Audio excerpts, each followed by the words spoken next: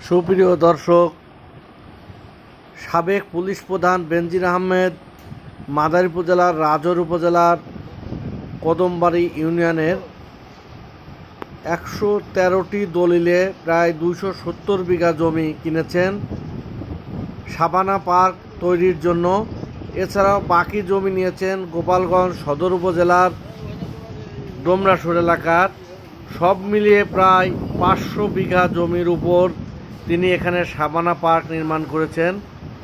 আর এটি ছিল এখন বহুল আলোচিত এবং বিতর্কিত সেই সাবানা পার্ক, যেটি সরকার নিয়ন্ত্রণে নিয়েছেন এবং দুদকের কর্মকর্তারা এটা পরিদর্শন করে সব মালামাল জব্দ করেছেন। ভুক্তভোগী জমির মালিকরা বলছেন, জমি দুইটা দাগে বেনজির আহমেদ ওনার লোকজন নিয়ে মাইপে আমার জমির মাঝখানে খুঁটা গাড়ছে। তখন আমি বললাম যে আপনারা এখানে খুঁটা গাড়লেন কেন? তখন বলল কি যে আমাদের মাইপে এই পর্যন্ত আইছে, আপনি আমিন নিয়ে মাপেন। তখন এই কথা বললে পারা তো বেনজির সাহেবের সাথে আমরা আমিন নিয়ে টক্কর নিতে পারবো না। এদিকে জমি কেনা বেচা করতেছে, আমার জমি হলো মাঝে। আমি বললাম কি, আমার জমি আপনি পুরোটা নিয়ে নেন আর আমার এই সাইডে জমি দেন।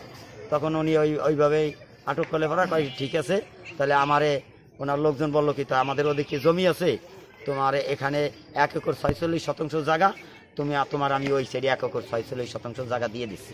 বাবার নাম নগর সিরাজ, আমার শালীর নাম সোহেল ভাই। আমার একটা জমি ছিল, কেনা জমি ১.৫ বিঘা, দক্ষিণ পাশে ভালো ফসল পাইছি। আমার ভারী কষ্ট করে জমিটা বানাইছি স্যার, আমার জমি নাই।